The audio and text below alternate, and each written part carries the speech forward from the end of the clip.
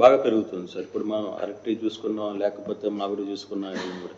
కానీ వాళ్ళకి proper cost మీరు చెప్తున్నట్టుగానే అది అందడంలో కొంత ఇబ్బంది కలుగుతుంది అనేది రైతులు చెప్తున్నారు. ఉల్లి కానీ వీటన్నిటి నేనేమంటానంటే వాళ్ళు కూడా అర్థం చేసుకోవాల్సింది, ప్రజలు తినే పంటలు మనం పండించకపోతే ఆ పంటలు ఎవరు కొనలేరు.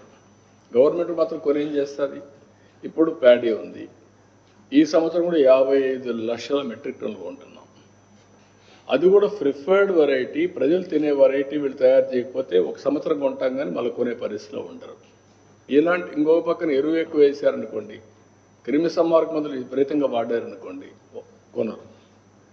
ఇలాంటివి ఇప్పుడు నేను నీళ్లు తెచ్చాము, అన్ని విధాలుగా డెవలప్ చేస్తున్నాం. అందుకే నేను ఏం చేశానంటే అంతా ప్యాడీ వేస్తే తర్వాత రాబోయే రోజుల్లో ప్యాడీ తినేవాళ్ళు. నేను కూడా ఒకసారి చెప్పాను, నేను రైస్ తిన్నాను.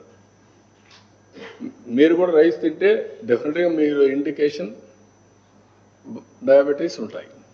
డయాబెటీస్ ఇది గేట్వే ఫర్ ఆల్ డిసీజెస్. అక్కడి నుంచి మీకు ఏం రావాలన్నా అదే కారణం అవుతుంది.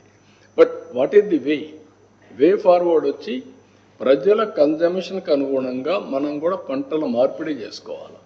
ఓకే, ఆంధ్రప్రదేశే మార్కెట్ లేదు, చాలదు. ఒకప్పుడు మన ఇంటికే మార్కెట్, మనం పండించుకు మనమే తినేవాళ్ళం. ఇప్పుడు అది అయిపోయింది. ఇప్పుడు ఏంటి, మనం పండించింది బయట వాళ్ళు తినాలి. అది కాకుండా ఆంధ్రప్రదేశ్ ఒకటే మార్కెట్ చాలదు. ఇప్పుడు నేనేమన్నానంటే హార్టికల్చర్, అక్వాకల్చర్కి వెళ్ళాం.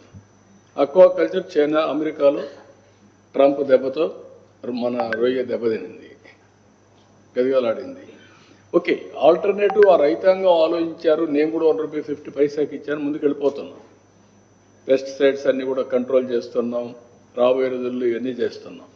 అట్లా రైతులు కూడా ముందుకు వస్తే సాధ్యమవుతుంది. కొన్ని ఏం చేస్తున్నారంటే కొంతమంది రైతులు, వాళ్ళకు కూడా ఎడ్యుకేట్ చేయాలి ఇంకా.